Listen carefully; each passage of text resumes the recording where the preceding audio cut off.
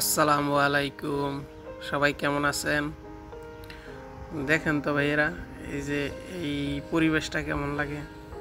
এইদিকে একটা বাড়ি কইরা থাকার মতো পরিবেশ কিনা, বা এদিকে একটা বাড়ি কইরা থাকলে কেমন হইব। এই যে রাস্তার দুই সাইডে ক্ষেত, ঠিক আছে, এগুলা বিভিন্ন ফসলের ক্ষেত আর কি। তো এইদিকে বাসা কইরা থাকলে কেমন হইব এই পরিবেশটা।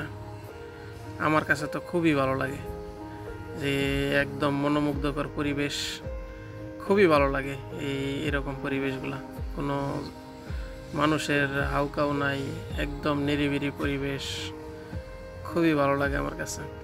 তো আপনারা জানাইবেন যে এই পরিবেশটা কেমন লাগে, এদিকে একটা বাড়ি করে থাকার মতো থাকলে কেমন লাগবে আর কি।